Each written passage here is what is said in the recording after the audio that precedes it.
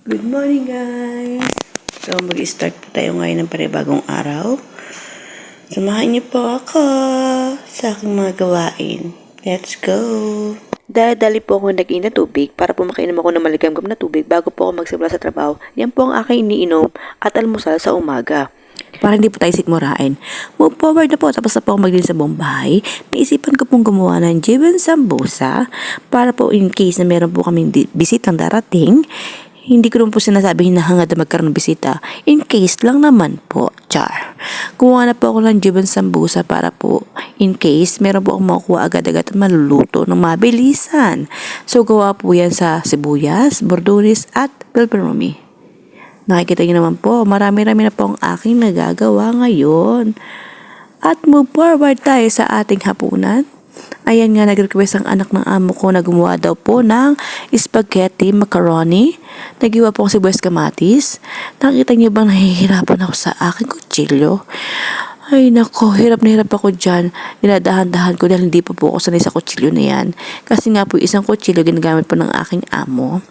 Minabadali ko po ang mga aking hiwa. Pero hindi ko po mamadali kasi nga po yung kutsilyo ay nag-iingat ako mahiwa ako. Kasi po, matalas po talaga siya. Gagayatin ko naman po ngayon ang manok. Tatanggalin ko po yung puwet niya. Hihiwain ko po siya sa dalawang parte. So, bali po yung kalahati niyan, ididibon ko. Tatanggalin ko yung buto at yung balat.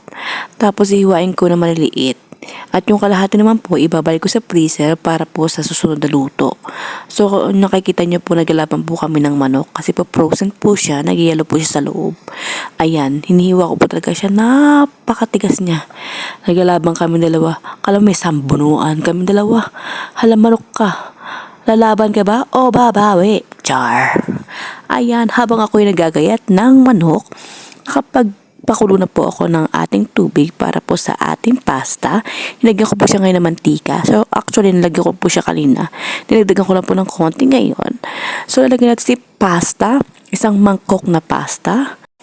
So, luto na ating pasta. Salain na po natin siya para po mawala ang tubig. Hugasan po natin siya na 2 beses. At nagigisa na po ako ngayon ng sibuyas at ng kamatis. So you can see naman, napakapula ng kamatis, napaka-yummy, ang sarap-sarap talaga, char. At pagkaluto po yan, ilalagay na po natin ang ating hiniwa kanina at dinibo na manok. Ayan, hiniwa ko po siya ng tama lamang po sa ating pasta kasi laki ng ating pasta.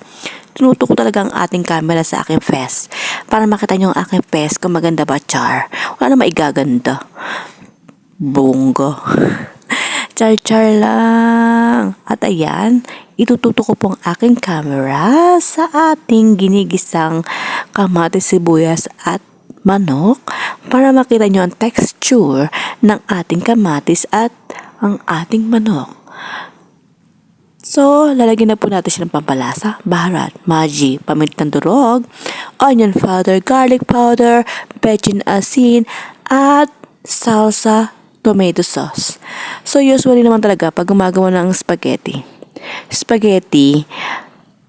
gumagamit ng tomato sauce, diba? So, ayan, igigisa na natin siya. Haluin ng haluin. Halo na ng halo ng halo ng halo hanggang sa mapagod ka, day. Hinalo-halo ko lang po siya ng hinalo-halo.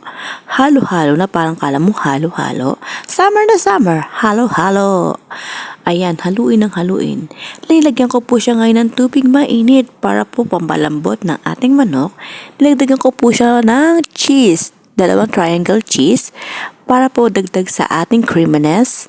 Usually po pag ako po gumagawa ng spaghetti, naglalagay po talaga ako ng cheese kahit konti para po mag-creamy ng konti. Panlaban sa tomato sauce para hindi po lasang tomato sauce lang. At yan, kumukulo na po siya, ilalagay na po natin ang ating pasta. Hindi na po natin siya kailangan lutuin na napakatagal. 20 minutes to 15 minutes, okay na po siya.